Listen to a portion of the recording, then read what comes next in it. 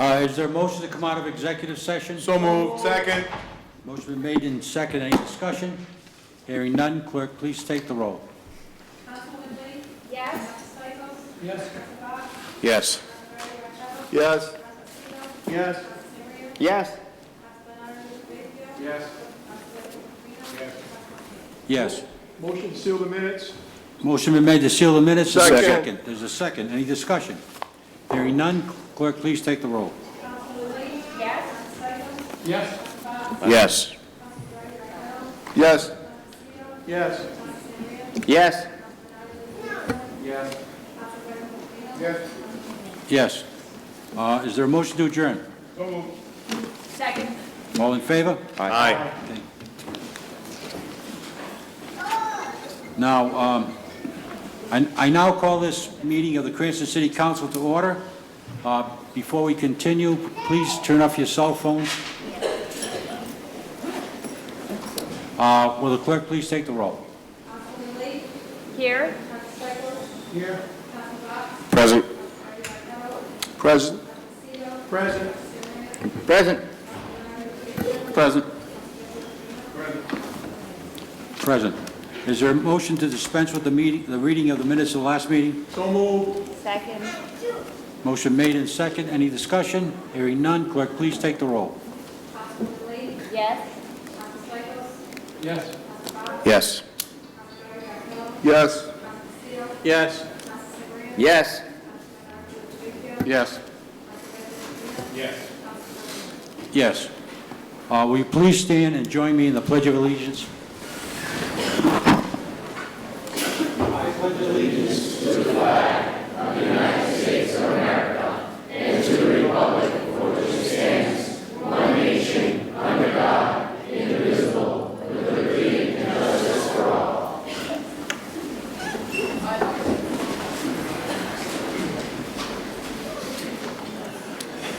Under public acknowledgments and commendations, I would like to thank the CLCF football cheerleaders, 2014 state champions, and competing in the regional competition. Welcome. I'm glad to see you all made it. Councilman DeCito? Thank you, Mr. Council President. Again, over the years of being on this council, we've seen what a great organization CLCF does, and when you have a time where everybody's talking bad about the youth of the state, the youth of the city, again, this organization continues to develop future leaders and young men and young women. With that being said and done, I would first like to honor the CLCF cheerleaders. Be it known to all that the City Council shall hereby issue this citation to the CLCF 13U football cheerleading team. It's proud in recognition in winning the 2014 state championship and went on to compete in the regional competition in Florida. This entire council extends its sincerest congratulations for her hand work dedication to the sport and expresses their hope for her continued success as well as good health and good future. Councilwoman Lee, if you'll help me pass these out.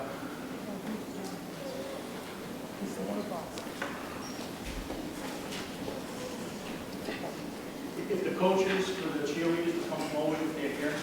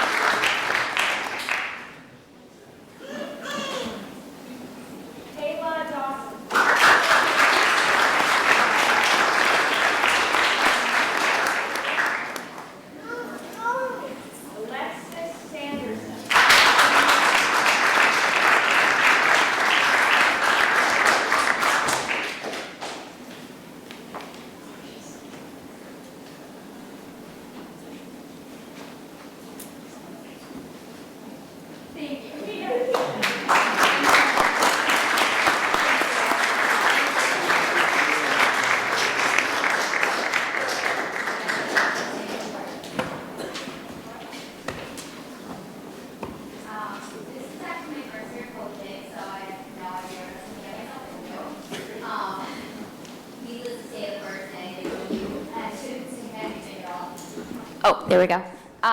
But as the season progressed, I can't believe how much hard work and dedication these girls put into their routine, every game, every practice. I had my hands full, but I love each and every one of them, and I'm so proud of them. We're state champs, and, you know, I couldn't be prouder. So thank you, girls.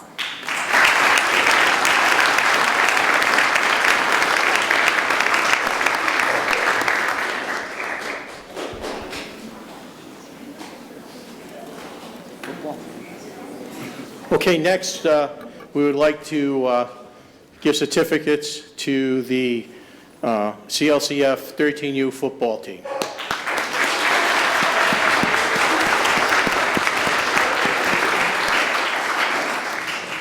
Okay, we're all going to take turn here because there's like... Okay, Jake Kademi.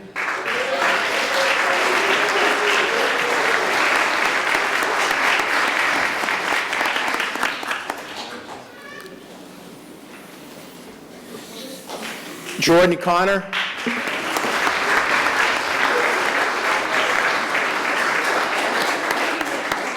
If we could have the coaches step forward too, please.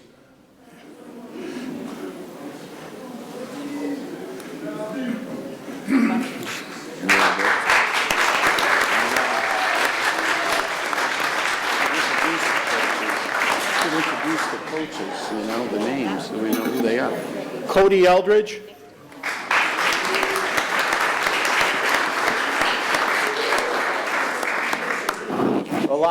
Elijah Hughes.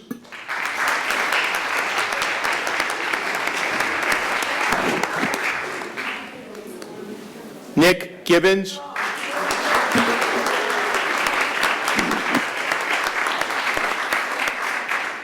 Kyle Rodriguez.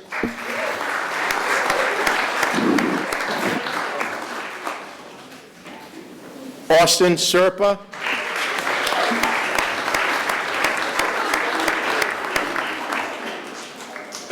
Mike Pontarelli.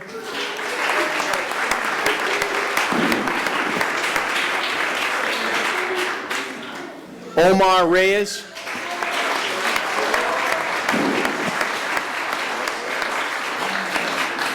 Nicholas Crudale.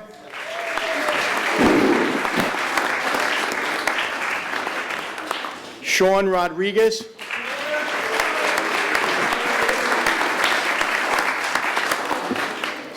This is my favorite player on the team, Michael Bubba Marisi.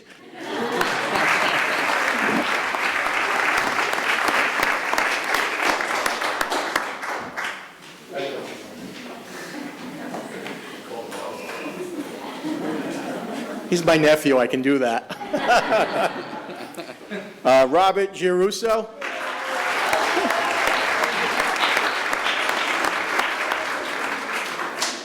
Frank Colasanto.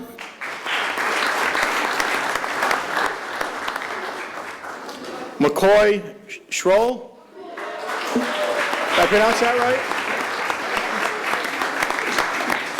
Grant Clayton.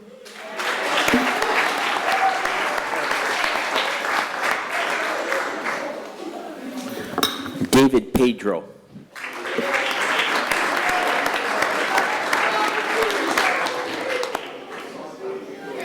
Garrett Jackman.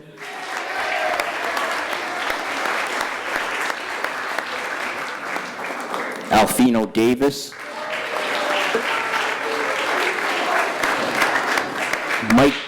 Mike Crudale.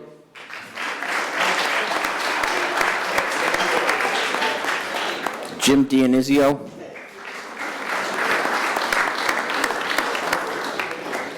Peter Falcone. Colin Capuano.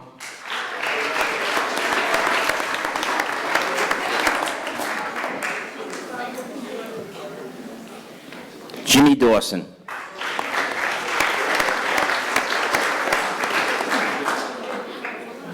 Nick Izzy.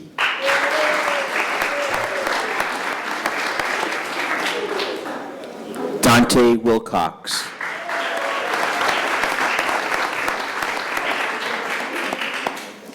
Matthew Vartanian.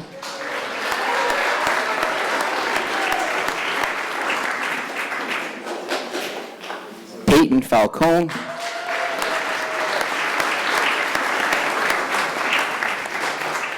Ryan Floyd.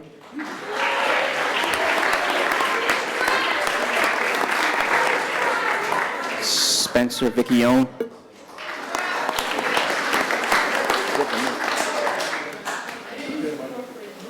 Stephen Doss.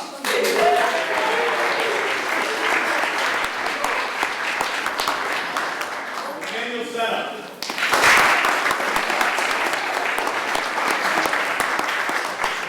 Matt Cavallo.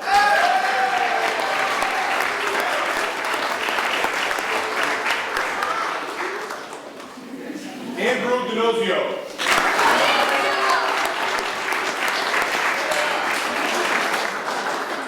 Ryan Shimura.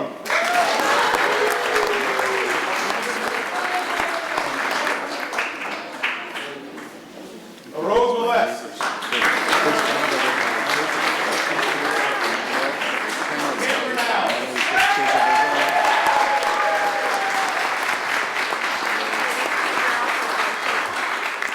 Damon Etienne.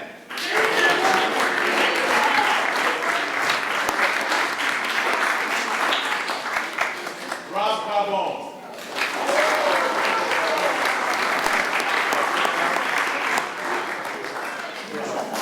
Connor Pruitt.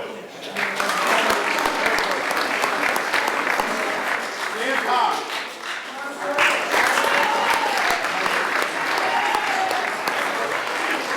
The last one, Anthony Colasano, was not here.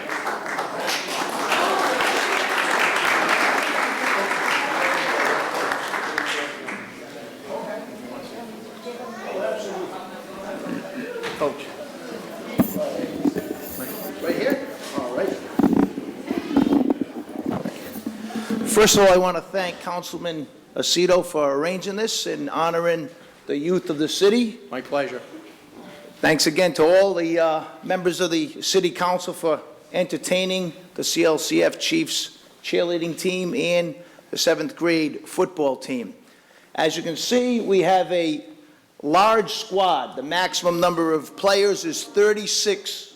We started the season with 36, and we finished with 36.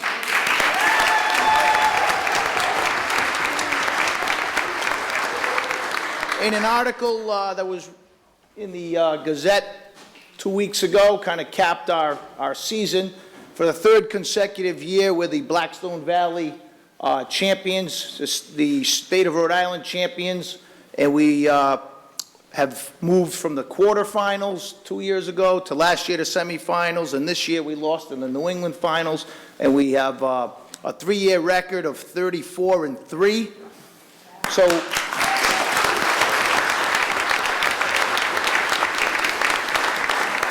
And I'll just wrap it up by saying as good a football team as they are, they're better young men. Thank you.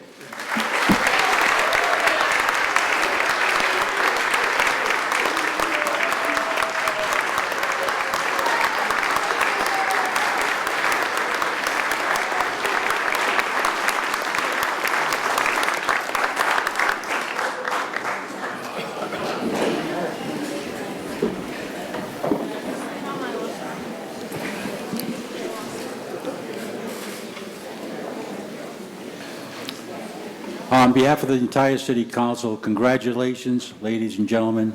You made your city proud, you made yourselves proud, you made your parents proud.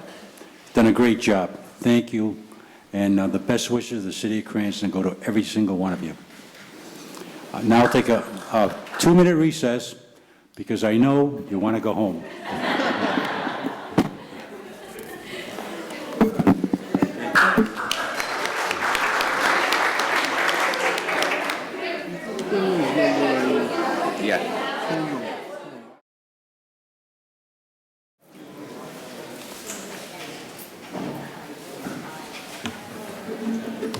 Okay, are there any other public acknowledgements or commendations? Hearing none, we'll now go on to public hearings. Any member of the public who would like to speak on any docketed item, please come forward, give your name and address for the record. Mr. Council President, Yes. We've had a situation that developed in the western side of the city during this last rainstorm. So rather than wait to the end, I'd like to make a motion to suspend the rules so that we have a representative to explain to the city what happened. During this last storm, a retention pond, I don't know what the word is, failed, so some residents in Ward 4 suffered severe flooding in their basements.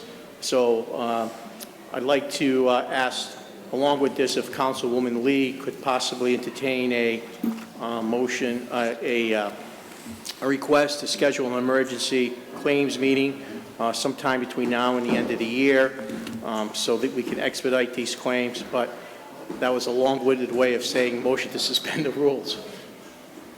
All right, I entertain a motion to suspend the rules. So moved. Motion been made, is there a second? Any discussion? Council President, Council Vice President Farina. I'd like to just make a friendly amendment to suspend the rules only to allow the residents of Twin Birch to speak. Okay, Second motion been made and second. Any discussion? on the amendment. Hearing none, please take the roll on the Amendment. original The amendment. or the amended, The amended. on the amended, as amended. Councilwoman Lee? Yes? Council Stichels? Yes. Council Yes. President Martell? Yes. Council Seaver? Yes. Council Marina? Yes. Yes. Yes. Yes. On the motion to suspend the rules? Need a vote? I believe the amended The amended one covers it? Okay, thank Covered you. it. Go ahead, sir. Thank you very much. Good evening. My name is Andrew Levin. I live in Mr. Aceto's district at 88 Twin Birch Drive. I'm here to represent myself, two of my neighbors, a third of my neighbors who could not be here tonight. On Tuesday of last week, the 9th, at about 3 o'clock in the afternoon, a failure in the city's drainage system behind our homes on Twin Birch Drive caused a backup of water into our basements. I was down working in my basement of a home office. Water reached 8 inches within my basement, coming dangerously close to electrical outlets, furnace, washer, dryer, everything you can imagine most folks store in a basement. My neighbor, the Cabritas, had 18 inches of water and 2 handicapped children at home who weren't able to get down there to assess any of the damage until their parents could get down to take a look. The Cooks across the street, house is 9 months old, had 6 inches of water. A fourth neighbor, another house up, had 6 inches of water. It came in a matter of minutes. There was a safety concern, beginning to shut off electronics, trying to rescue photos, albums, things from our children. This time of year, it couldn't have come at any worse time. The detention pond behind our homes has an inlet pipe that runs in the city easement between my house and another neighbor house. And the drainage system runs immediately through there, 3-foot pipe into the detention pond, followed by a pipe on the other side of the pond, an outlet. That night, Ken Mason from the DPW was on the scene, as well as various members of the fire department, which, as an aside, I'd like to note were unbelievably helpful to us in helping to pump out our basements, helping to contact city workers from various organizations, the DPW, the Department of Engineering, in getting folks down to take a look at the problem. What they determined was that there was a 6-foot pipe, 6-foot section of the pipe on the outlet side that had collapsed. Water could not get out. With the rain that we were receiving, the water reached a certain point where it had nowhere to go but backwards. It rushed in a matter of minutes. We watched it fill up in our basements, reaching 8 inches, 6 inches, as much as 18 inches, as I mentioned. We called the fire department, who came. They began to pump out our homes. For a good while, we were keeping pace. And truthfully, the only thing that saved our basements and potentially more houses on the street from spreading was that it stopped to rain between 5 and 6 o'clock to a light drizzle. Since that point, we've spent days cleaning out our basement, filling a dumpster that the city provided with years of memories, pieces of furniture, anything you can imagine that most folks would keep in their basement. My finished basement is in a dumpster. The carpet, the pad, the walls, shelves, my children's toys, pictures from our houses, wedding dresses, all in the dumpster as it sits on the side of our road today. We're here tonight to ask for a special and expedited claims meeting. Our basements were flooded due to a failure in the city's drainage system, something that Ken Mason from the Department of Public Works attested to us on numerous occasions that night, that without that happening, this doesn't happen. My home was built in 2001. This was the first time that it had ever taken on water. In the floods of 2010, we had 5 times the rain we had that day. And I think everybody knows I wasn't living here at the time. My basement flooded and I was living in Attleboro. We've never had water. It came in, it was unlike any storm. It really wasn't as much rain as I think we all know that we've gotten at various points in time. The only difference was the detention pond rose to a level where it had nowhere to go but backwards. We ask you tonight for that special meeting where we can be heard for the claims associated with this case. Thank you very much. Thank you, Mr. Council President. Okay, thank you. Thank you. Yes, Councilman Aceto. Yeah, through the chair, Councilwoman Lee, do you think you may be able to schedule a meeting? I know it's a tough time of year for everybody, but if you can schedule a meeting and try to expedite this, I mean, that's all we're asking for at this point, to get the claims process started. Do you want to schedule that now? I mean, I could look at... If it's your wish, you're the chairwoman, so whatever you... Okay, so today's the 15th. I could do a Thursday, the 17th. No. Oh, no, the 18th. The 18th is good. It's clear. And That's fine for us. I would ask, we were advised not to file our paperwork for the claims process. We're just about ready. We've been gathering all of the, various estimates, invoices.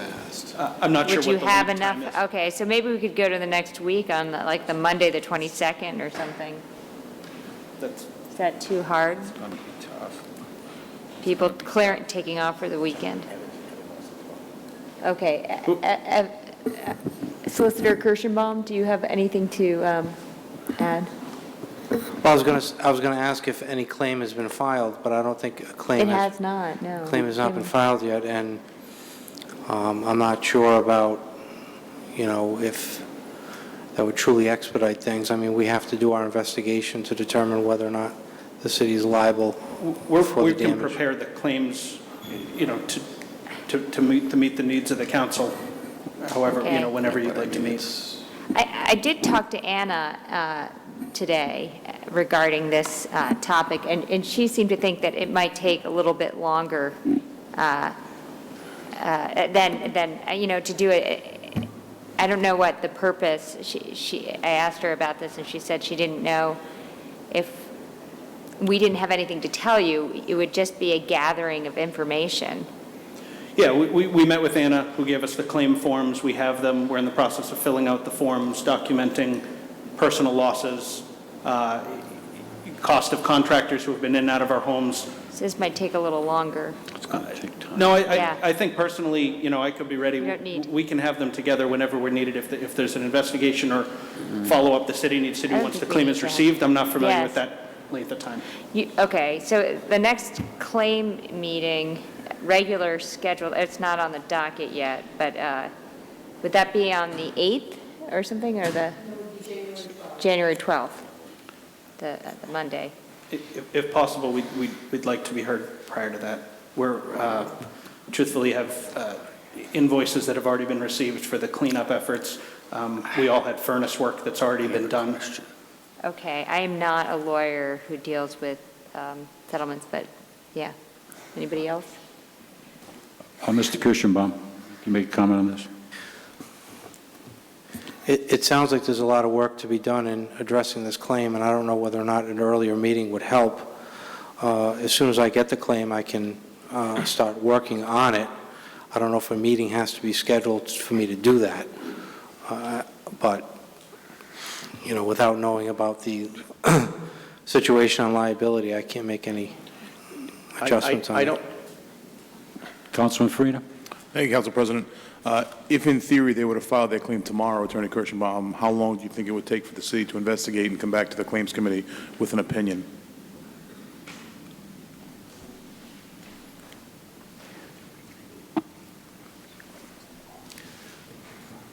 Depending on who did the investigation, a week to 2 weeks? Councilman Stichels?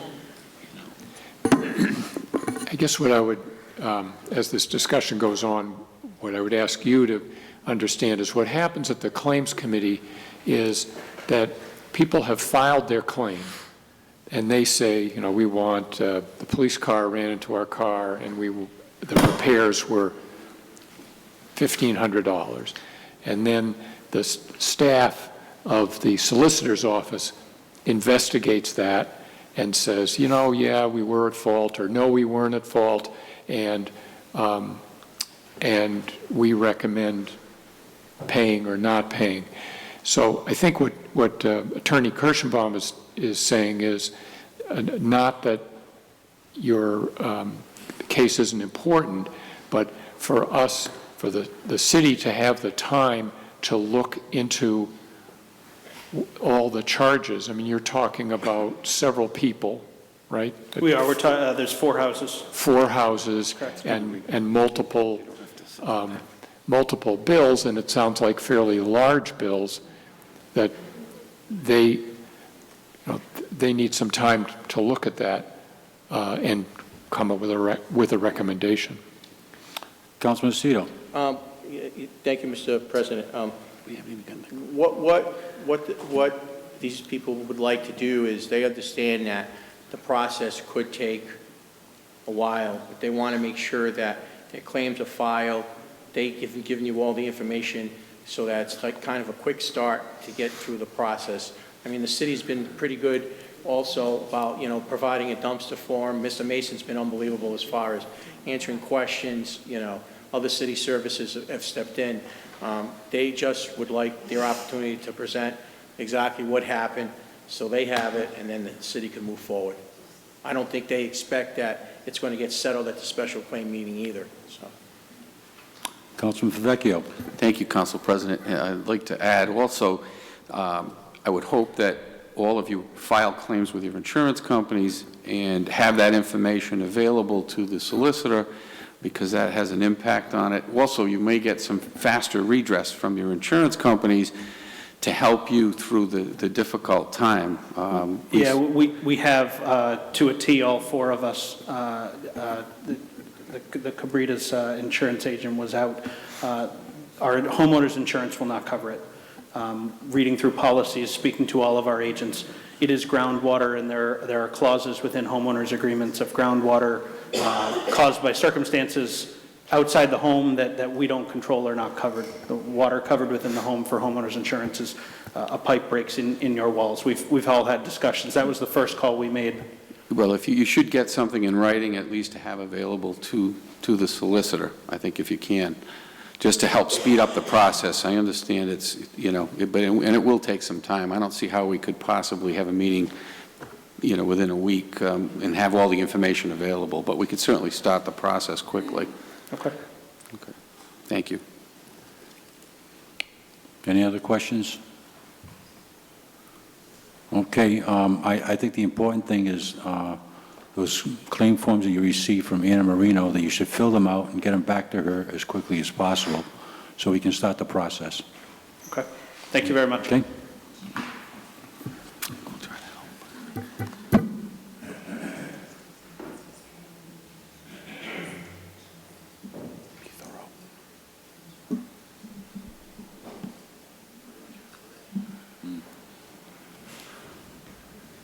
Okay,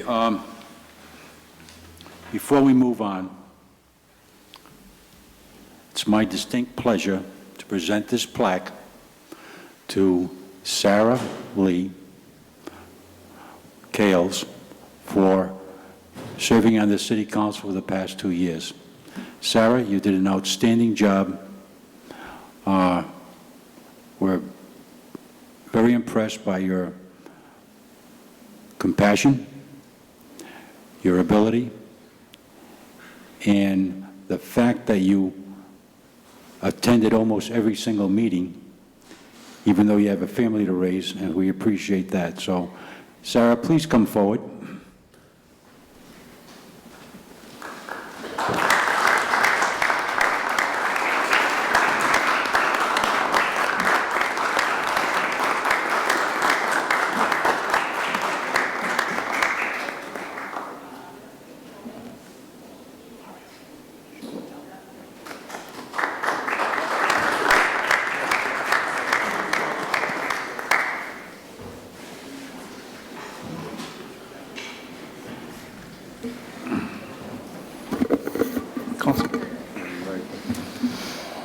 Councilman Santa Maria. Thank you, Council President.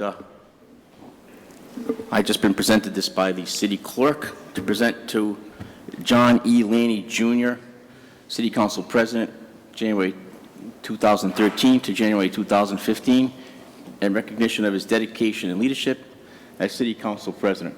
Oh, thank you.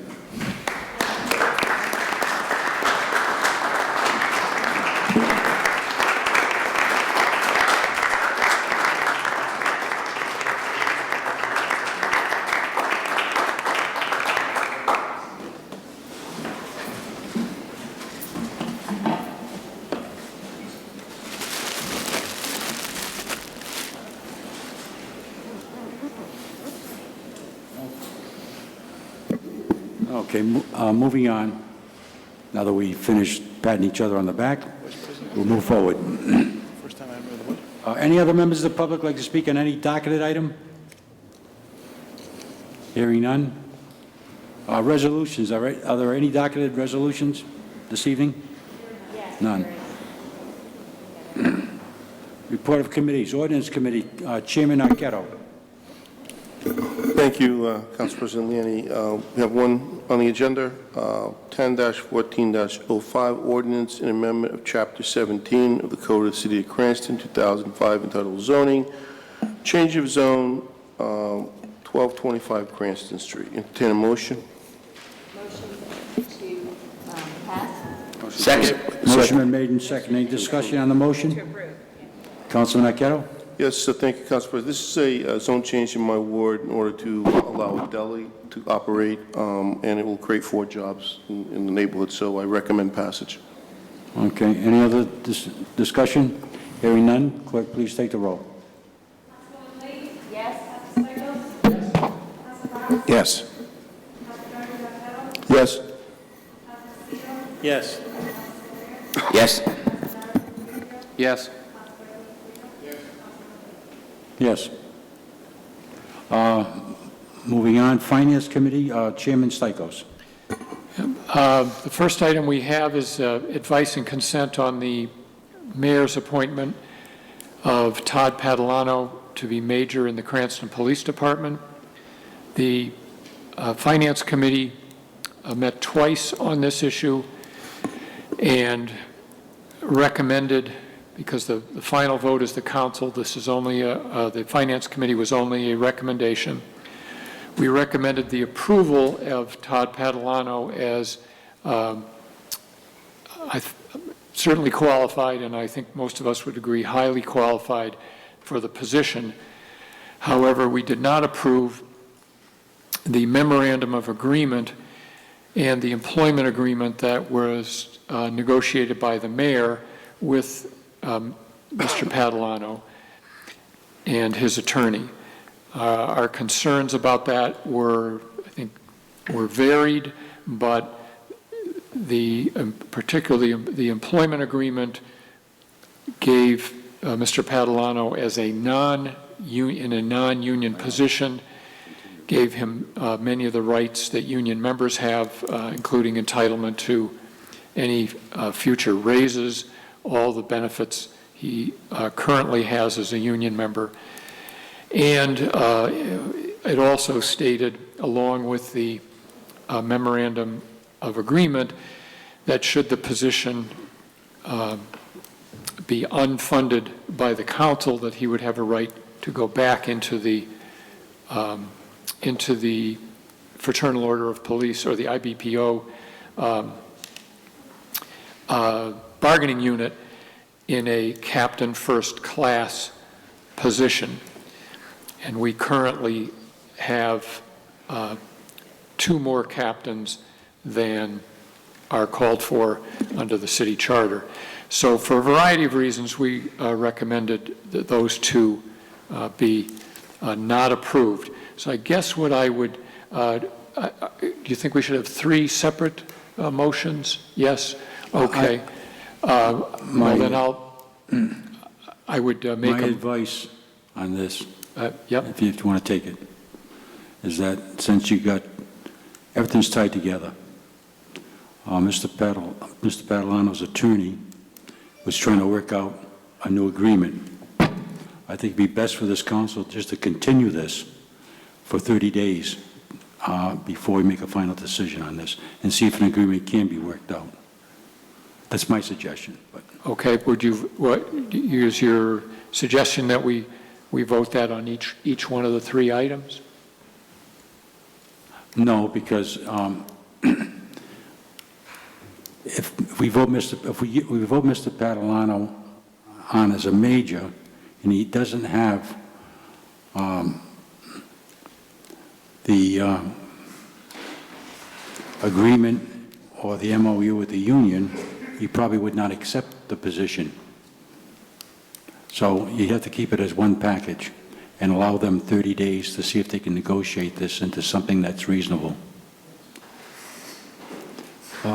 Council Vice President Farina, then Councilman Aceto. Thank you, Council President. Through the chair to the administration, I'm assuming negotiations are ongoing. Do you feel that in 30 days we will have a resolution?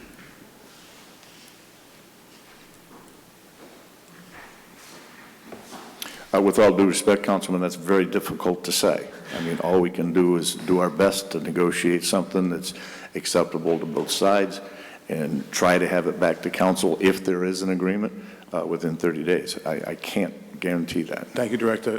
Another question through the chair to the solicitor. I believe we're under the gun to hear this, and we have until when for, we run out of time? I know that we had calculated it last meeting. I don't have the My time apologies. I was parameters. in Boston the last meeting. I couldn't attend. Oh, you were? I didn't know. I think we have up until the next council meeting to, No. we don't. Once, through the chair, the council has 30 days to act once it receives the recommendation of the committee. So if we continue it 30 days, that would bring us to, we would have to act by January 14th. That would be the 30th day that it would be before the council. Otherwise, it would be presumed So we would approved. continue these as a block to a date certain, and it would be that date. Yes, you could do that. I mean, if the council doesn't act on the agreements or doesn't act on the nomination, then it's presumed that the nomination is approved by the council. That's the way the charter reads.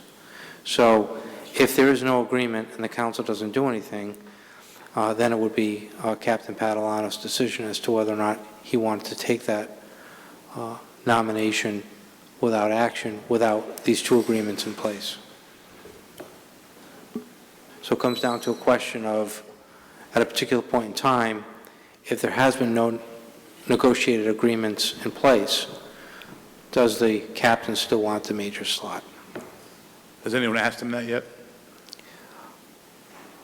I don't think I can comment on that in public.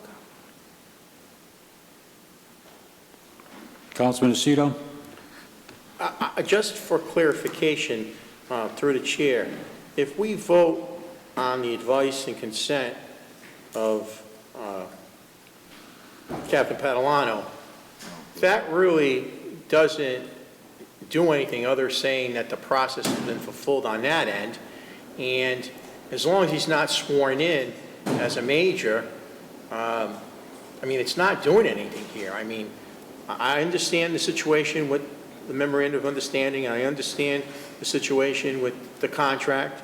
I agreed with my fellow colleagues on the Council and Finance Committee on it, but I just don't see why we can't vote to give our advice and consent on this. I mean, it's been going on for a long time.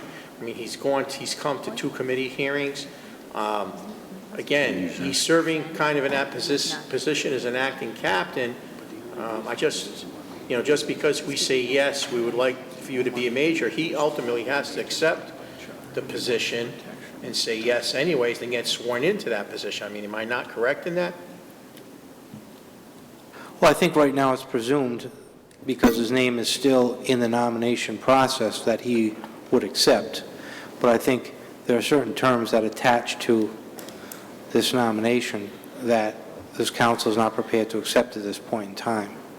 So I agree with the logic of the council president that this has been presented to us in a kind of package form. Councilman Santa Maria? I was going to say the exact same thing that the attorney just said, that it came to us in a package form. So we're kind of breaking it up into 3 votes. I think if it came... Councilman Stichels? Well, I was getting at the same point. I'm a little bit unclear as to what the recommendation is that, I mean, I understand the recommendation to continue, but is the suggestion that all 3 items be continued, or that just since the 2 agreements are unacceptable, that we reject them and continue just the nomination? So I wonder if Mr. Kirschenbaum has a recommendation? I mean, technically speaking, okay, the amendments to a CBA, which the MOU is, normally comes to the council in the form of an ordinance anyway. That has not happened in this case. Employment agreements have to follow a certain ordinance track because you're amending the handbook as well. So I think the order doesn't matter. I had a conversation with your counsel today as to whether or not these were properly introduced in the first place. He and I spoke about that at length. I know he's coming tonight. He may offer his thoughts on that as well. He was with the governor-elect tonight. So to me, it doesn't really have any impact what you do tonight. I think because you have specific agreements on the table that you've been asked to vote on, whether properly or improperly, it might make sense to vote them down if that is the will of the council. I don't think any action should be taken with reference to the advise and consent, because that's conditioned upon a successful negotiation of an MOU and a salary agreement. In other words, leaving the 2 memorandum on the table, the employment agreement and the memorandum of agreement, doesn't do anyone any good, because we've evidenced the will that you're not going to accept them anyway. So why leave them around? Councilwoman Lee? I was just wondering if it buys us any time if we, give our advice and consent on the nominee, and then he has a certain amount of time to get back to us, whether he's considered doing it without those 2, and then we have another few days or something. I don't think this, I'm not confident on the schedule as to when this is going to resolve itself, and I wouldn't want to put the nominee in an uncomfortable position of having to prematurely reject a job that he may really want just because of time constraints. I don't think that's fair to him at this point. Well, I guess what I was wondering is, if we give our advice and consent, do we get any more time to deliberate a good package? No? No. Okay. No. Councilman Arquette? Thank you, Council President Lanning. It's just my recommendation that these 3 items came before us in the Finance Committee meeting, and we voted on them separately in echelon. So I think we need to follow protocol. And also, if the administration is negotiating a new agreement, contract with Captain Padalano, logic would dictate that the one before us can't be in play, so we should vote that one down. So that's my recommendation. Council Vice President Farina. Thank you, Council President. I'll ask the lawyer how he feels. Is it easier for us to continue the 3 to avoid any kind of advertising issues or any kind of hearings that we'd have to rehear? A new memorandum of understanding, should we continue them to make it easier to hear at the next meeting to facilitate this? Or would it be, in your opinion, that if we did vote them down, that we basically would have to have another hearing of the Finance Committee and hear them at the Finance Committee, advice and consent, and then send it back to the City Council? If we continue all 3, it sounds like we may be able to have one meeting to lock this up once the city comes to an agreement. I think you'd have to talk to the Finance Committee about that, but I think that, in general, amendments to a CBA generally go before the Finance Committee in any event, and so do contracts involving the expenditure of funds. So it's still 2 meetings. Still 2 meetings. It may be no meetings. I mean, if they can't come to an agreement, Yeah. and they'll pull. the council, well, then at that point in time, the candidate has to make a decision as to whether or not he wishes to proceed as he gets closer to the 30 days, because at that point in time, it's deemed automatically advised or approved by the council. Councilman Lucido. Thank you, Councilman Vivekio. Unless it was a bad dream, I remember that these 3 specific items in committee were voted on one at a time. So if my memory serves me correctly, then I think then we have to handle these one at a time now. However, I still vehemently state that if we're not happy with the memorandum of agreement, which I know we weren't, we could vote not to approve that, and it's done. Same thing with the employment agreement. Vote that down, and it's done. Now, as to the third issue with the will of this council to approve Captain Padalano to be a major, I really don't think that the other 2 do have something to do with it, but we don't have to revisit or continue this anymore. I mean, it's just a matter of them working out a contract. I mean, I think these things have to be voted on 3 separate issues, and if somebody makes a motion to maybe continue the major's appointment, I mean, I could consider that, but right now, I say we have to vote on all 3. And I'm not a lawyer, and I understand that each one is integrated to each other, but, I mean, if I were Captain Padalano, I'd be wondering when the advice is consent's coming. It's like the 3rd meeting now, and they haven't put me in. Councilman Vivekio. Thank you, Council President. Through the chair to Solicitor Kirschenbaum, I want to make sure I understand this correctly. If we do nothing by the 14th of January, what is automatically approved? Just the nomination, or the memorandum of understanding and the employment contract also approved? Just the nomination. Okay, just the nomination, and not the agreements. It's my opinion that those 2 agreements require separate and distinct council approval, because it is a change to a bargaining agreement and a change to a salary structure in a handbook that has been approved by the council. So if we were to reject those 2, the contractual issues, and continue Captain Padalano's nomination to a date certain, that would put some burden on him to make a decision by then, or to negotiate something by then, so that and then, because at that point, on the 14th of January, I doubt that we would approve these contracts anyway, because they're not properly before us. So I know you don't want to put too much of a burden on him, but on the other hand, we want him to, sit at the bargaining table, either make an agreement or reject the job. Could we, so if we could... I mean, I think that logic has some sense to it, because it gives both the city and the captain a target date from which to negotiate off of, so I can agree with that. Okay. Council Vice President Farina. Thank you, Council President. Yeah. I'm going to say a similar statement that I said in the first Finance Committee we had to approve advice and consent. It feels like everything regarding this has been done kind of backwards. We got the contracts the night before, we had to deliberate on them. We had to have a special meeting, and now tonight it sounds like the things that came before us in error. They should be in the form of ordinance, and they're not. They're more paper contracts.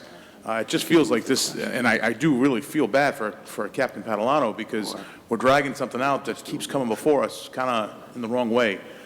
It's just really frustrating for me, and I got to imagine it's probably more frustrating for him. So. Well, I mean, it is the first time that we've offered majors a personal services contract, and some of the protections therein are novel. I agree with you, Attorney Kirschenbaum, but it's Monday, and there was a finance meeting on Wednesday where these were voted down. Had they been voted up, they would have been voted up in error, because they're in violation of the city ordinance rules, and the city charter. So it's just, it feels like everything keeps coming before us in this odd way, and it's just getting frustrating as a council. So that's my opinion on the subject. Councilman Santa Maria. Thank you, Council President. Why don't we take the recommendations of the committee, because we all agree with the committee process was to vote to not approve the memorandum agreement and the employment agreement, and the major, we can do it tonight or wait for that automatic promotion on the 15th, 14th. I don't think it really, on the third thing, I don't think it really matters either way when we do it, but we know that the memorandum agreement and the employment agreement we don't like, so we should vote no on them to get them off the docket. But, I mean, I'm just going by what the committee basically made these recommendations, so I'd like to follow them, but... Councilman Stichels. It seems that there's a general agreement on how to proceed, so I think what would be appropriate now is a motion to reject the memorandum of agreement as following the recommendation of the Finance Committee. Second. Motion made and seconded. Any discussion on the motion? Hearing none, clerk, please. Councilman Santa Maria. A yes vote will be not to approve? Yes. It's a vote to deny? Okay. Motion is denied. So it's a yes vote. Approve the recommendation. She said a motion. Yes denies. No, Clerk, Madam Clerk, I didn't catch the original motion? Mr. Council President? A yes vote is to deny. Am I correct? Okay. All right. Any other discussion? Hearing none, clerk, please take the roll. Yes. Yes. Yes. Yes. Yes. Yes. Yes. Motion to deny employment agreement 11/12/14. Second.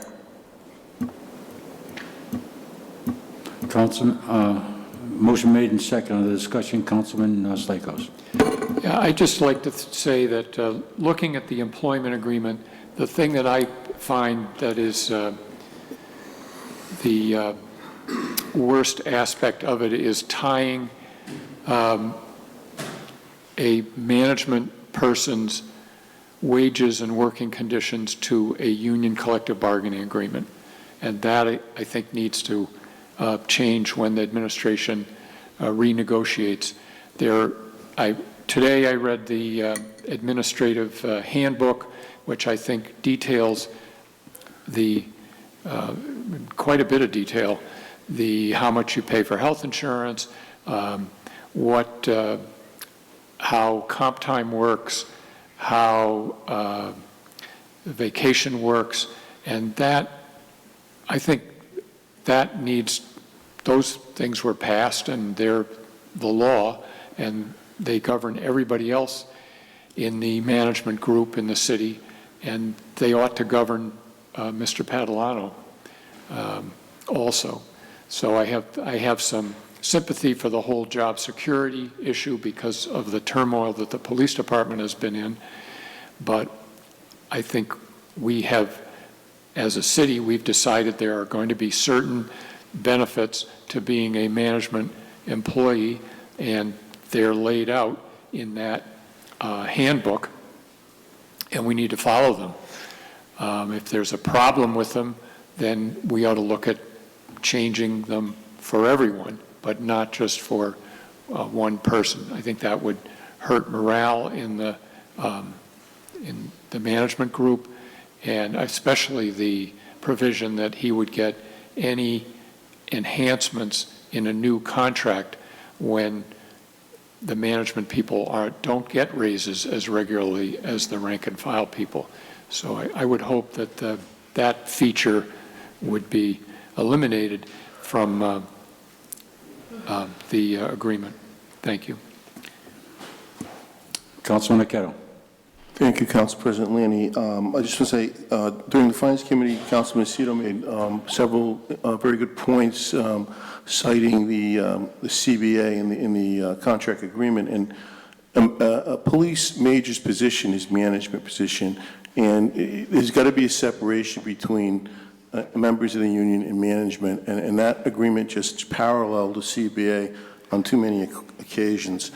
Also, we don't want to get in a situation in Cranston, what's going on in Coventry now, where people who are chiefs or majors or high-ranking officials, whether they are in the police department or the fire department, they have a hard time removing them. So I think we need to be very prudent and conscious of the new agreement that comes out of the negotiations. Thank you. Any other discussion? On the motion? Hearing none, clerk, please take the roll. Councilman Lee? Yes? Yes. Yes. Yes. Yes. Yes. Yes. Yes.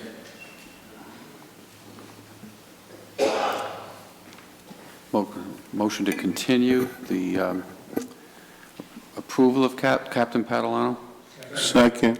Motion been made to approve the continuation of Captain Catalano's advice and consent, and there's a second. Any discussion? Councilman Santa Maria. Thank you, Council President. Vice President Farina mentioned a date certain. Are we going to continue it to a date certain, or is it going to be at the next council meeting? No, it has to be by the 14th. Okay, so we're going to make the motion with a date certain. That's correct. Yeah, I'll amend the motion. I'll withdraw it, and I'll amend it to say that I'd like to continue the nomination to a date certain, January, is it 14? 13, January 13, for consideration. Okay. Second.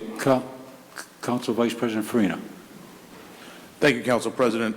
I just hope that the city and the captain can come to some mutual agreement that the council and the mayor can live with.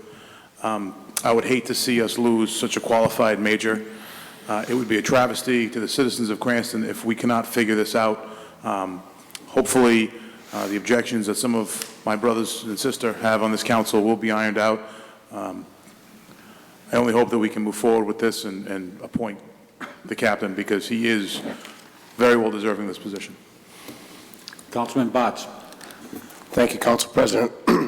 First, I'd like to apologize for not being able to stay for the vote in Finance last week, but knowing that it was only a recommendation and being able to vote tonight, or, well, now it's being continued, but I knew I had my chance to vote tonight, so I do apologize for that.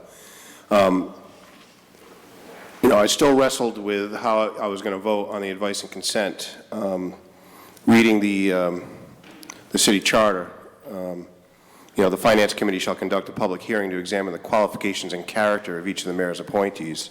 If process was also included in this, it would make it a whole lot easier, because from the start, this has not felt right to me, whether it was the expedited arbitration, whether it was a swearing in of the officers before advice and consent of the majors.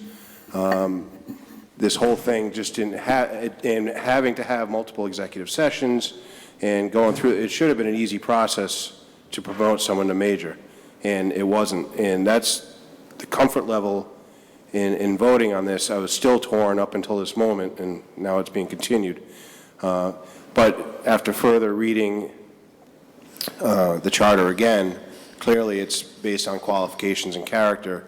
And looking at Captain Catalano, he definitely has the qualifications, and given the people that, I don't know Captain Catalano, I've only met him once during this process, but the people that came up and testified on his behalf said what a great guy he was, and being a former player agent in a Little League, I can relate to his trials and tribulations of dealing with the Little League parents. But I still, I'm almost glad it was continued tonight, because it still gives me further thought on how to vote for his advice and consent. But again, I've had constituents contact me about this, and they also didn't have an exact comfort level with this either. So I hope in the future it would be done in a more linear and logical fashion. Thank you. Councilman Aceto. I will be voting no to continue for some of the words that both colleagues have said. I think that his character, he's gone through the hearings, I think he's a fine choice. My choice is to get this over and done with now. It shows a good faith from this council and the confidence we have in his qualifications and his character. And then later on, if we would like to negotiate a contract or whatnot, again, the fact that we're giving him advice and consent doesn't mean that he's a major tomorrow. He's not a major until he's sworn in. He's not going to get sworn in until there's a memorandum of understanding in the contract and until there's an employment agreement that this council agrees to. So based on that, I am voting no on continuation because I would like to see this taken care of tonight and the advice and consent given tonight. Mr. Kirschenbaum, can you give your legal opinion on what the Councilman Aceto just said? If we give advice and consent tonight, can he say, I won't take the advice and consent until I get an agreement, or they offer it to him and he takes it or rejects it?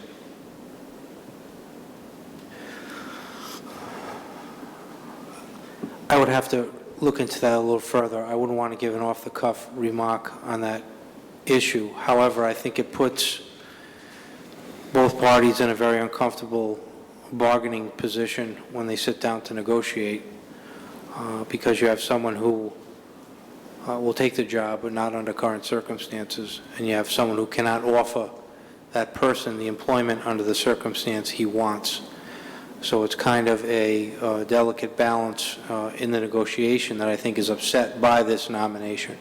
I'd feel better in negotiating with him the salary and the employment agreement with the memorandum in one issue.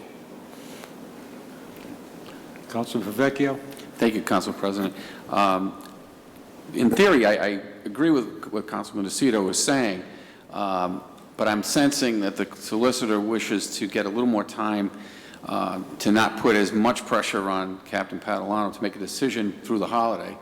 But I think what we would do with this continuance is that if we were on the 13th, we'd have to make a decision. So if we made the decision at that point to approve or deny, but most likely to approve, then the meter would start running again, because then he would have to make a decision fairly quickly at that point. So I guess I'm being a little softer on him than you are, but I'm just giving an abundance of caution, plenty of time to negotiate something. If something is not negotiated that's acceptable to him, then he probably will reject the job appointment. But we still can do that on the 13th. So I guess it's just a question of whether we make that decision today or on the 13th of January.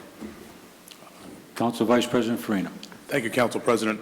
I do agree with my partner, Councilman Aceto, but I think we've put Captain Padalano through a lot of turmoil. I would hate to put him through any more by appointing him to a job that he potentially might not accept. I don't want to cause him any additional stress. I think as a body, if we continue this, it shows that in good faith we want him to negotiate a deal.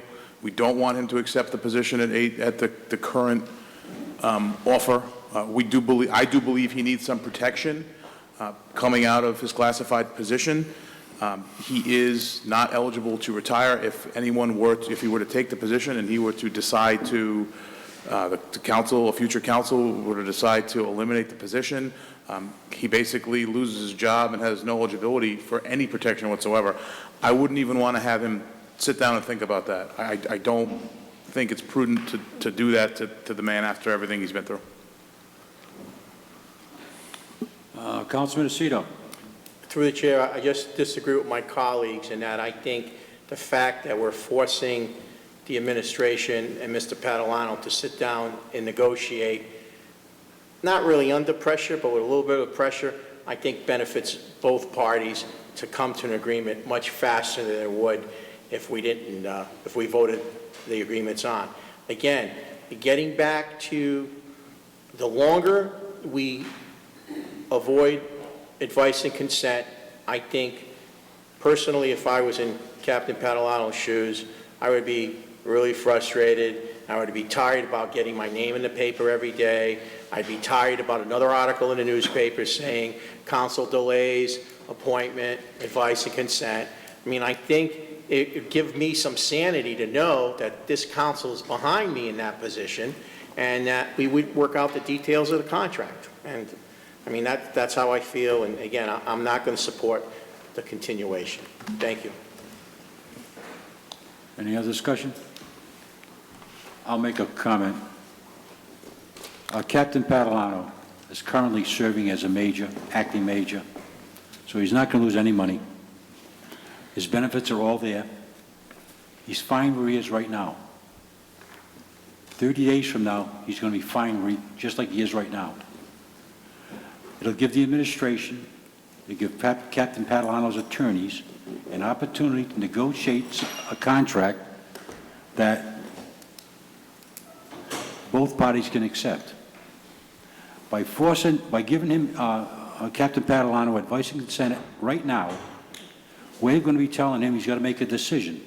Without any contracts, without any benefits, he has to make a decision because we're rejecting all the benefits in the MOU. Wait the 30 days. It's better to be safe than sorry. And we're all looking out for Captain Padalano, but I don't want to push him over the brink by saying make a decision tomorrow after we give you advice and consent. And that's exactly what we're going to be doing if we go that route. I say wait the 30 days. Any other discussion? Hearing none, clerk, please take the roll. Councilman Lee, I just want to be clear that we're voting to continue. Is that right? Okay, so yes. Yes. Yes. Yes. No. Yes. Yes. Yes.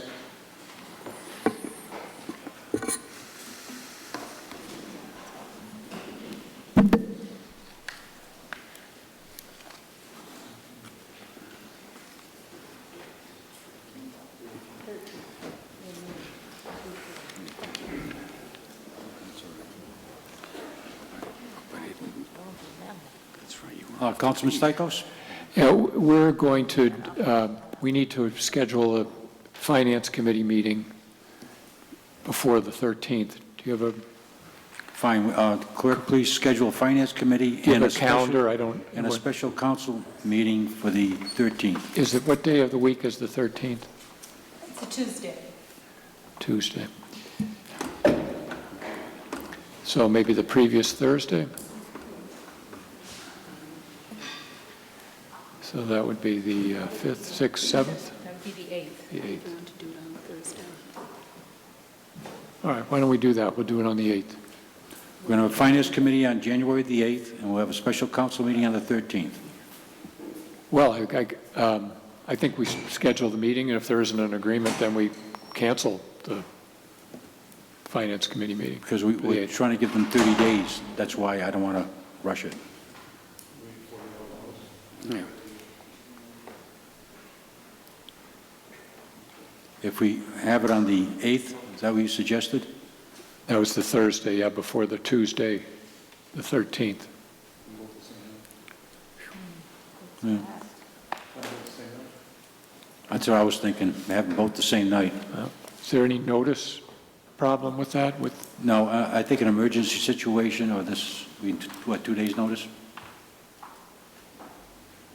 48 hours for posting.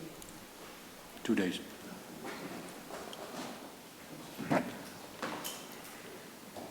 So it would be okay to have them both scheduled on the same night? Yes. Yep.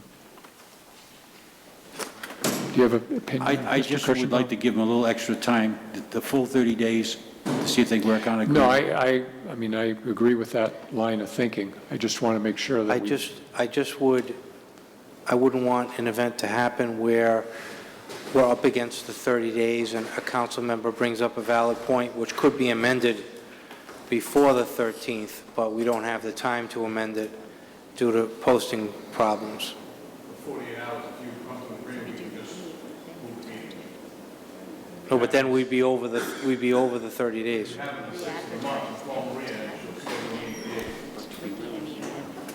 I see your point. Okay. So you're saying when we have an agreement to schedule the meeting? Okay. Fine. All right, so we're all set on that? Yes. Okay. Next item is, After vote? You didn't vote. No, no. we voted to continue. So the next item is the real estate tax abatements as recommended by the tax assessor. Motion been made and seconded. Any discussion on the motion? Hearing none, clerk, please take the roll. Yes? Yes? Yes. Yes. Yes. Yes. Yes. Yes. Yes. Next is a resolution authorizing motor vehicle tax abatements as recommended by the tax assessor. Second. Motion been made and seconded. Any discussion? Hearing none, clerk, please take the roll. Yes? Yes? Yes. Yes. Yes. Yes. Yes. Yes. Next is the recommended waivers of tax interest recommended by the city treasurer. Second. Motion been made and seconded. Any discussion? Hearing none, clerk, please take the roll. Yes? Yes. Yes. Yes. Yes. Yes. Yes. Yes. Next is the approval of the denials of tax interest waivers. The denials are recommended by the city treasurer. Second. Motion been made and seconded. Any discussion on the motion? Hearing none, clerk, please take the roll. Yes? Yes? Yes. Yes. Yes. Yes. Yes. Yes. Yes. The next item approved by the Finance Committee was a resolution urging the Rhode Island General Assembly to eliminate the tax on Social Security benefits. Motion approved. Second. Motion been made and seconded. On the discussion, Councilman Santa Maria. Thank you, Council President. I checked with the Vice President. I'd like to make a friendly amendment to make it a little clearer on line 30. After $331, I'd like to insert per family per year. So it would be an insert of the words per family after $331. I make that in the form of a motion. Second. Motion has been made and seconded. Any discussion on that motion? Hearing none, clerk, please take the roll. Yes? Yes? Yes. Yes. Yes. Yes. No. Yes. Yes. All right. The motion of Councilman Farina. Just to explain a little my rationale on this resolution, all the time in the city of Cranston, we see things that we don't feel are right with the tax base, whether it be a business that gets charged on an item that's less of a value than $500, or, elderly people that need tax freezes. I think this is something that, I want to send to the General Assembly to let them know that this is a solution they have to find. I know it's going to be a tough solution, and they're going to have to work hard to look at their tax base, figure out the cost, and get this done. But the elderly people in our city are leaving in droves, and we should not be taxing Social Security benefits. I mean, they've paid taxes on all that money, all the years that they worked. I think we should figure out a way to figure that out, and that's my point of the resolution. Councilman Stichels. Yes, I'm going to vote against this resolution for a couple of reasons. One is the $22 million price tag. The legislature will have to come up with that money if this is approved, And I think the most obvious target is local aid, which will mean that we're going to have to raise the property tax. That's number one. Number two is, while I would support some kind of elimination of tax on Social Security for lower income people, if you are a wealthy person, this is just a tax break that you don't need. And we need to do taxes based on people's ability to pay them. And this is a blanket across the board elimination of taxes on Social Security, whether you're a rich person or a middle income person or a poor person. And finally, I think all income needs to be considered the same. If you're a teacher in Cranston, you don't pay into Social Security. So your pension, if this were to pass, your pension is going to be taxed. But if you had worked in a different job and you had Social Security, that would not be taxed. And that's why it's important to tax to treat all income the same and not create these little categories of, well, Social Security shouldn't be taxed, but for somebody who was not in the Social Security system, their pension should be taxed. Councilman Favecchio, then Councilman Santa Maria, then Councilman Aceto. Thank you, Council President. I noticed in this resolution, part of it mentions trying to prevent people from relocating their primary residence to Florida. This is an area that I probably have a little more experience in, only because I am a practicing lawyer in Florida as well, and I deal with a lot of snowbirds, so-called, who leave Rhode Island to go live in Florida. And this legislation, if the legislature passes it, is not going to do a damn thing to stop people. The people that only receive Social Security benefits are not paying taxes anyway. If they're probably under the threshold of where you would have to pay taxes, and maybe Councilman Farina can enlighten us on that. Yeah, actually, to be honest, there's about 16 resolutions that are available that other cities and towns have passed. We lifted the verbiage from a couple of them, so I am not married to the language of taking them to Florida. I would happily remove that. My goal is, if you're getting Social Security, you've paid a significant amount of taxes to get to that point. But people that Social Security benefits are not that high, and the people that are going to move to Florida are going to be making a lot more income from other sources. We can rip that out, Councilman Favecchio. That's. But the other issues, I'm against it for different reasons than Councilman Stikos. I think we lose by not that figure of 22.8 million. If you eliminated the inheritance tax, it probably would cost a little bit more money, but you would probably keep the wealthier retirees here who are spending tax dollars in other areas. We're trying to take care of people. We're trying to keep the tax base that we have, but yet we're losing the very people that are spending more money and paying, getting their gasoline here, buying food here, going out to dinner here. You're still taxing all their other pension benefits, which is the reason they're leaving. All the state retirees, the first thing they do is go to Florida because they don't want to pay state income tax on that pension. The Social Security part is a very small segment of their income, basically, of the wealthier people. So for me, I think it's short-sighted in terms of the, it's great, it sounds good. Let's not tax Social Security benefits. But how many people are really affected? It would have to be people, that collect another pension on top of that. The people that collect just a Social Security pension probably are not paying any taxes. So, well, I'm going to use my father, who was sitting here earlier in the evening. My father gets $800 a month for his Social Security benefits. He has a part-time job delivering prescription drugs for $16,000 a year.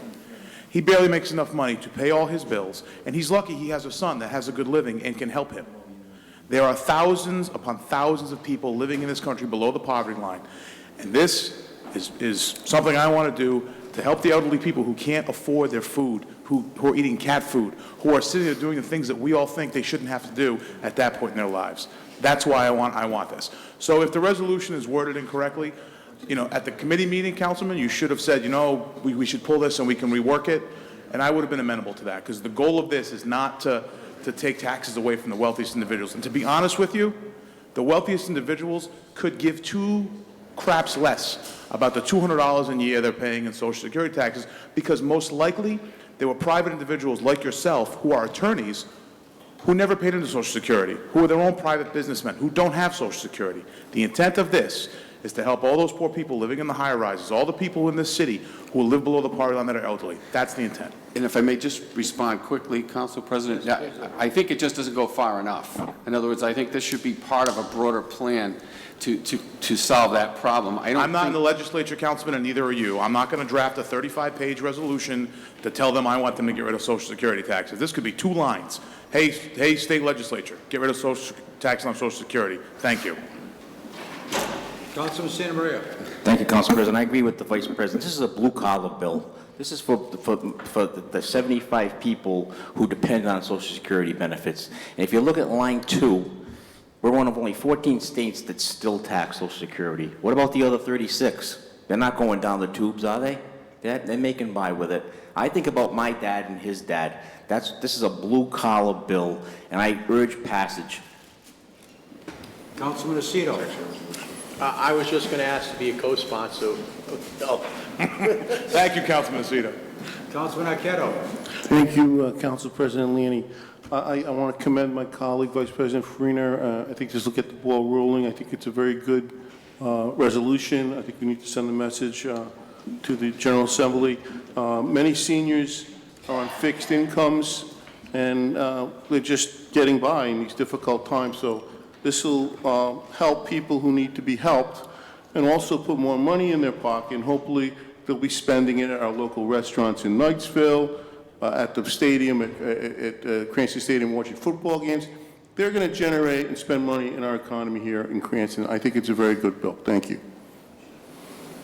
Councilman Botts. Thank you, Council President. I also agree with my colleague across the aisle. I think this is a great idea. Again, $331 on average being put back into the economy instead of the government having it might spur some economic growth. If the people decide to save it and they're rich, we're going to get it back in inheritance tax anyway. So, you know what? I think this is a great idea, and spend. Thank you. Any other discussion? My comment is, I'm the only one here collecting Social Security. And I can't vote on this bill because somebody's going to say I'm voting myself a pay raise. So I'm going to have to abstain from voting on this bill. But I think you're right, Councilman Farina. All right, clerk, please take the roll. Yes? Yes. Yes.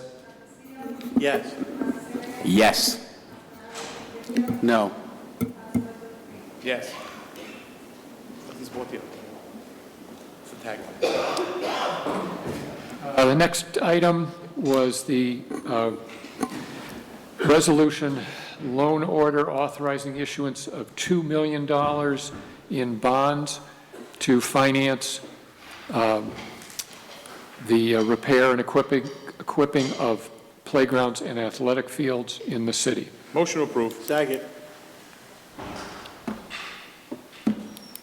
Okay, is there a motion? There is. There's a second? There is. Okay, any discussion? Councilman Arquette. I just would encourage the administration, once this bond is passed and the mayor releases the funds, there is a problem at the Bain track with tree roots uplifting the macadam, and people are tripping. So if this gets into play, hopefully that can be fixed before the spring. Before the spring. Any other discussion? Hearing none, clerk, please take the roll. Yes? Yes.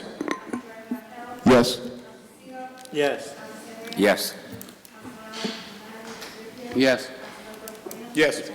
Yes. Next is a resolution loan order for $15 million in bonds for improvement renovation of schools. Motion approved. Second. Motion made and seconded. Any discussion? Councilman Aceto. As you know, Mr. Council President, I sit on the School Buildings Committee, and after going to, I guess maybe they didn't meet for the first part of the term, but listening to what some of the needs are and what's happening with deterioration and the repair of some of these schools that they need, I just think that this bond, and I think the fact that we have council representation on that School Buildings Committee really helps as far as keeping an eye on how that money's spent, because there's been some really hard-fought debates on, you know, reeling some people in as to spending and getting to the point of fixing issues. So I'm going to vote to approve the $15 million. I'd also want to be added as a co-sponsor if possible. Councilman Favicchio. Sure, that's fine.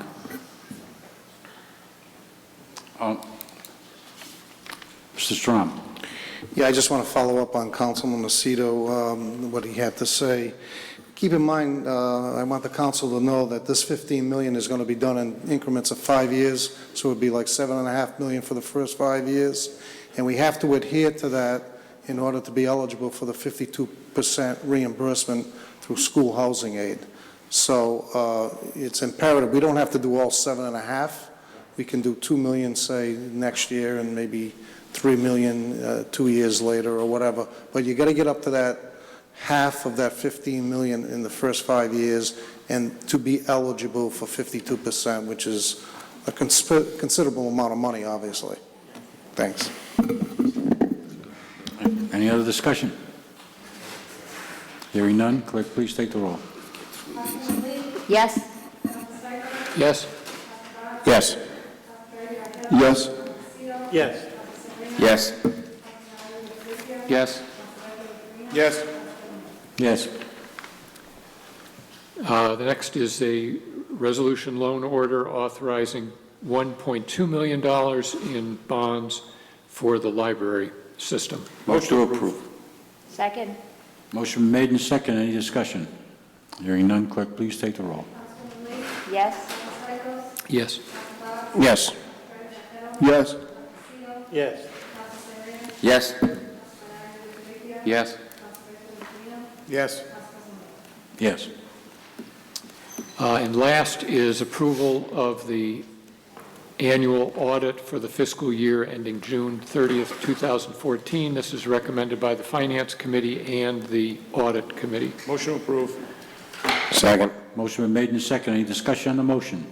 Hearing none, clerk, please take the roll. Councilwoman Lee? Yes. Council Stichels? Yes? Yes.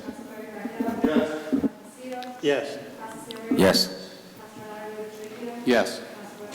Yes. Yes. Okay, thank you, Chairman Stichels. Mr. Strom. Thank you for approving the fiscal year audit for 14. I just want to bring to the council's attention, specifically Councilman Botts, that per the review of our outside auditors, some of the money that was under non-spendable is now dropped down to unassigned. We still have the same amount of fund balance between the school and the city of 26.3, but the unassigned that was 19 million, if you recall, is now just short of 21 million. So I just wanted, you know, it's all favorable, so I just wanted to bring that point out to you. Great news. Thank you. Okay, moving on, public hearings. Any member of the public like to speak on any undocketed item? No?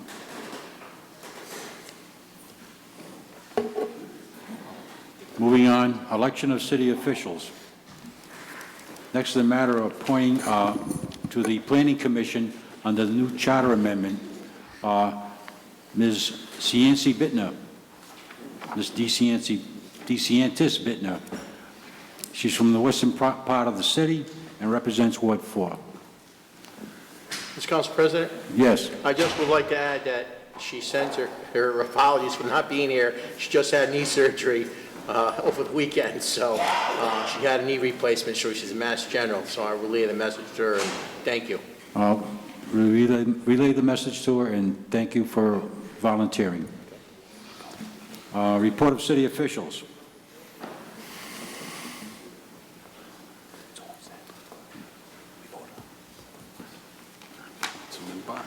Standing monthly report of cited properties in the city. Do we have any information on that?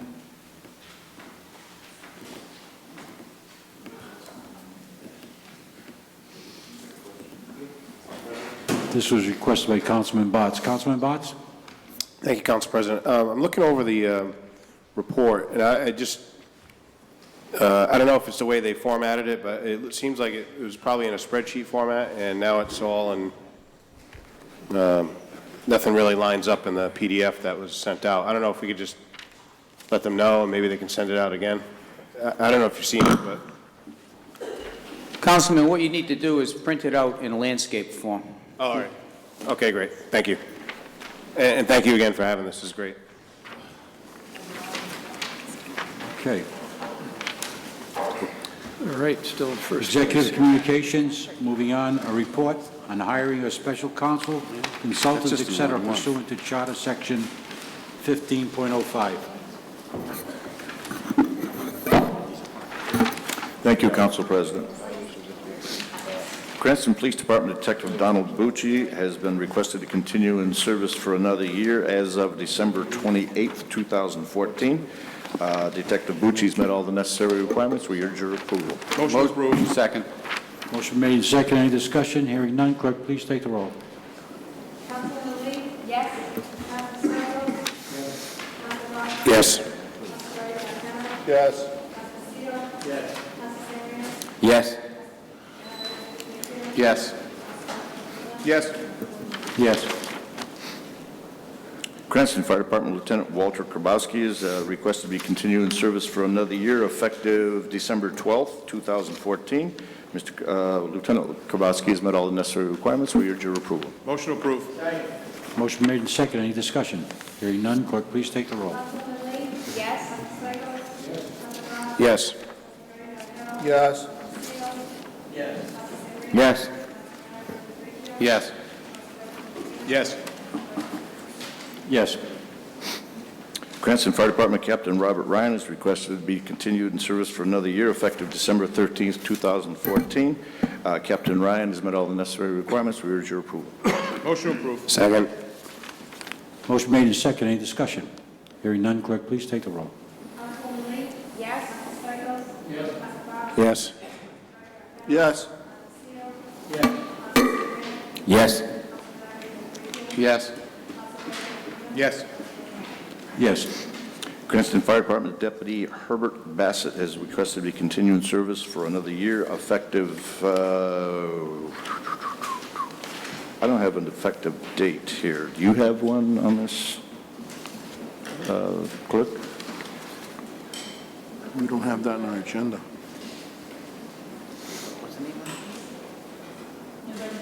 November 22nd, 2014. Deputy Bassett has met all the necessary requirements. We urge your approval.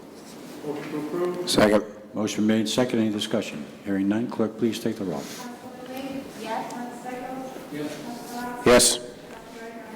Yes. Yes. Yes. Yes. Yes. Let's see. Claim settled by the solicitor. This is informational only, I guess. No action needed. Next is Council President communications. I'll be brief. I wish everybody a very Merry Christmas, Happy Holidays, and I'd like to thank every member of this council. We all worked together, and we got an awful lot accomplished over the last 2 years. We stabilized the police and fire pension fund. We didn't do this alone. We did it with the administration, and I give them credit also. In addition to that, we've stabilized taxes. We haven't had a tax increase in the last 3 years. Kudos to the member of this council for putting our heads together with the administration and working to keep tax stable in the city of Cranston. We've worked together in a nonpartisan manner. And it's worked very, very effectively. Every one of you should be very proud of yourselves. You all conducted yourselves like gentlemen. You did what was best for the city. And as your president, I'm proud of each and every one of you. Thank you very much, and like I said, Merry Christmas and Happy Holidays to everyone here. And a lady, Council President. And a lady. Oh, and of course, Sarah Lee, my favorite councilwoman.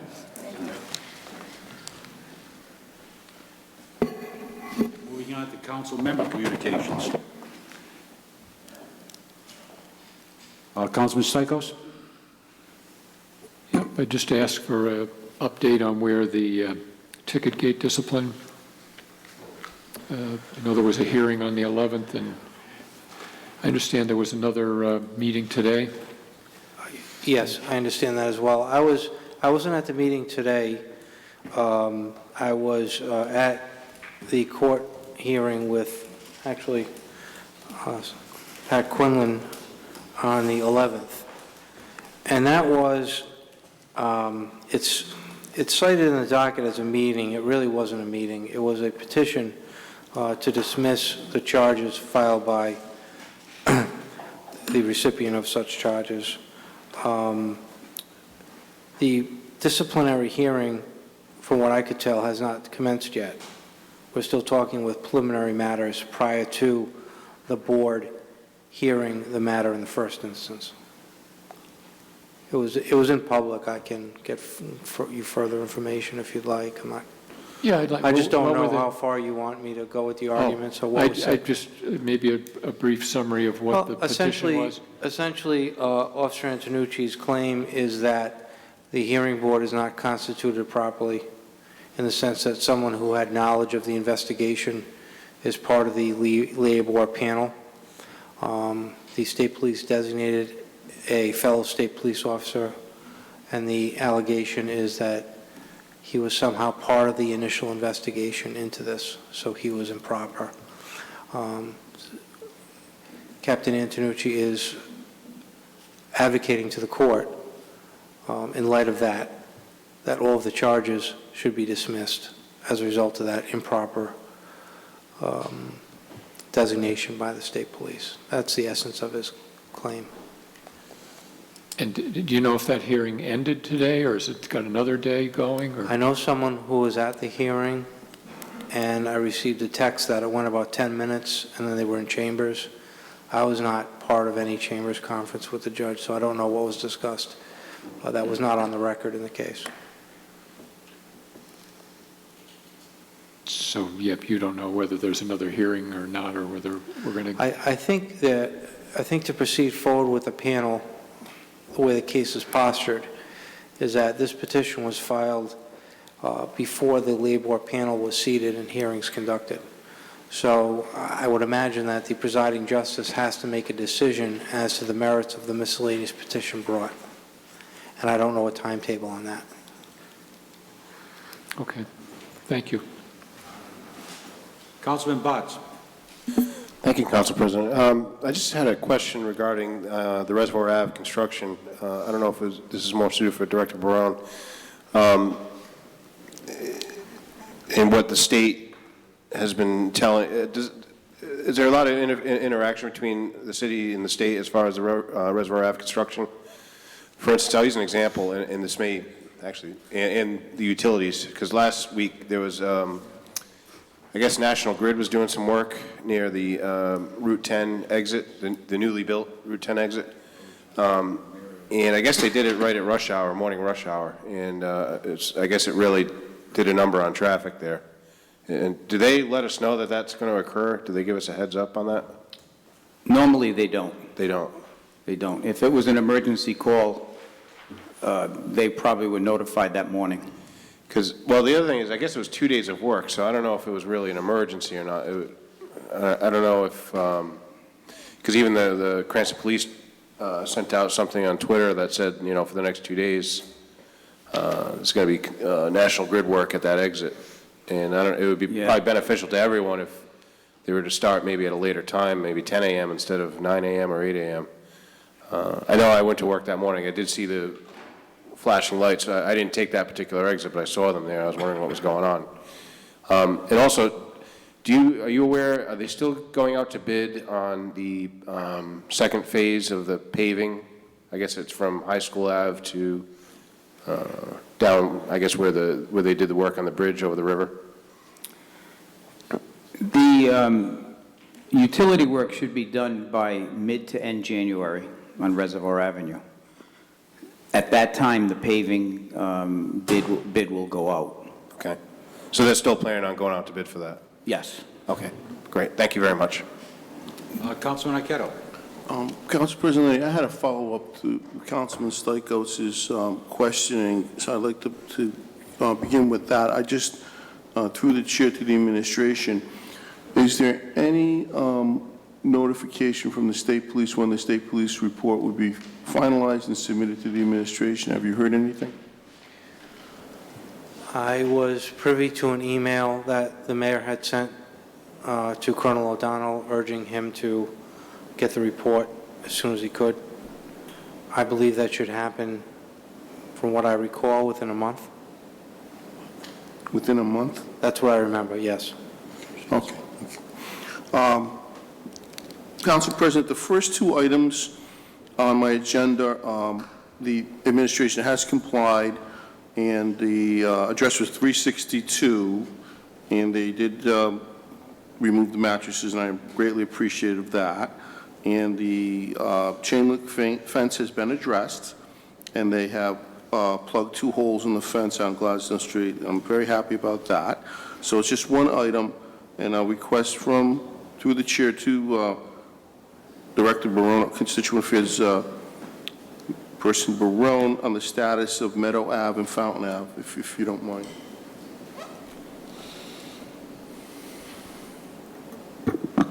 If you could give me that email I gave you. Oh, I thought you had 2, Jeff. Oh, you only had 1? Here you go.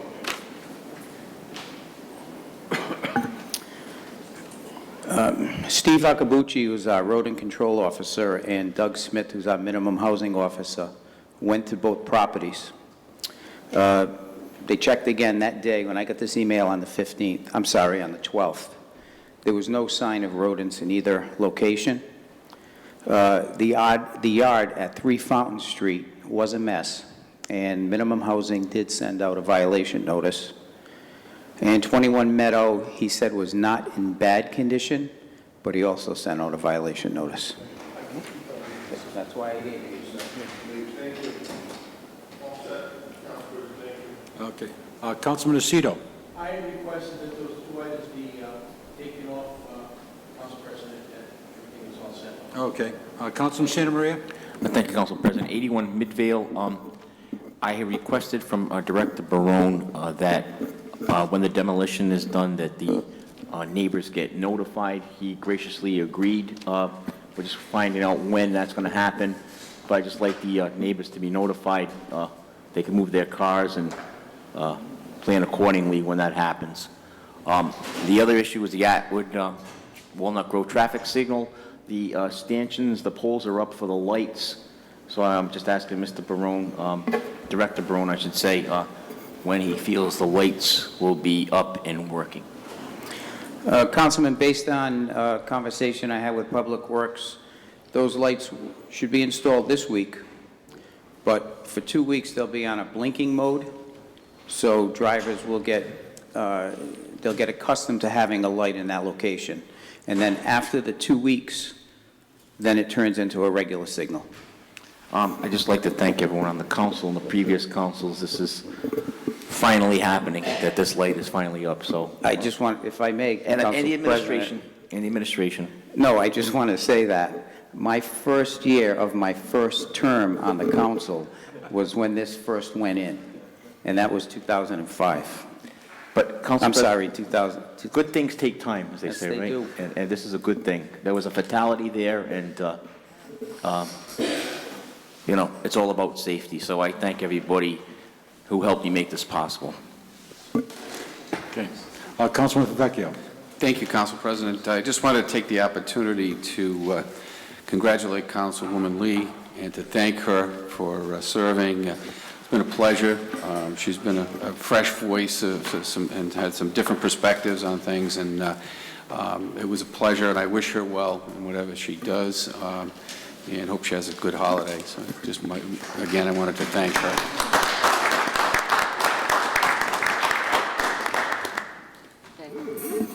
Can I just thank everybody else for being here with me, and it's been an honor to serve the city in this way, and I've learned so much, and I've really enjoyed getting to know everyone here, so thank you.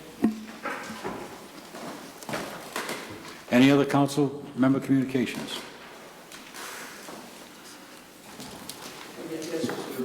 Yes, Councilman Aceto. Just through the chair, Councilman Stichels, I spoke to Tony Liberatore on Wednesday. The 3 or 4 trees that popped in on the property we're still supposed to do have been designated to be placed at Orchard Farm School near the new playground because they desperately need shade. So just, so they're not going to go to waste. I promise you I will stay on top of that. I was going to say I will promise you that. that's the easy part. So I just wanted to get it on the record. Thank you. All right. Is there any old business this evening? There's none. No. Is there a motion to refer all matters as read by the city clerk? Through the chair, do you want me to read the new business now? Yes. Proposed ordinance 12-1401, an amendment of Title II, Chapter 64 of the Code of the City of Cranston, 2005, entitled Traffic Safety Commission, to be referred to the Ordinance Committee for hearing on January 15th. A petition for abandonment of a portion of Malvern Street, application submitted by Charles Caruso, to be referred to Public Works for hearing on January 12th. Petition from National Grid and Verizon for a joint pole location at Lippert Avenue, to be referred to Public Works for hearing on January 12th.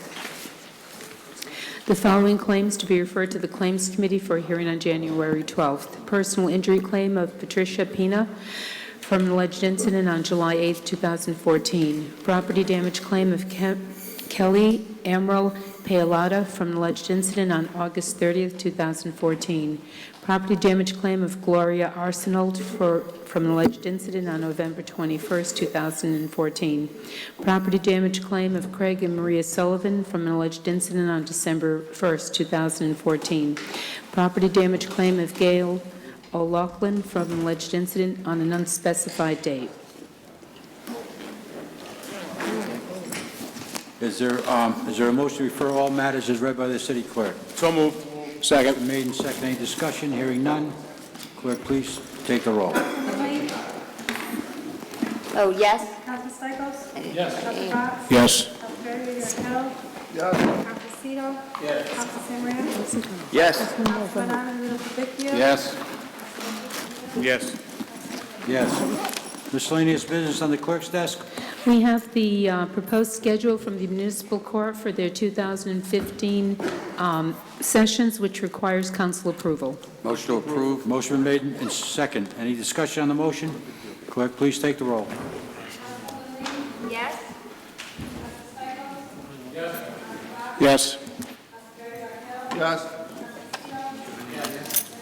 Yes. Yes. Yes. The city council's next regular monthly meeting will be held on Monday, January the 26th, 2015. Is there a motion to adjourn? Second. Favor aye. Aye. Start all over. All right.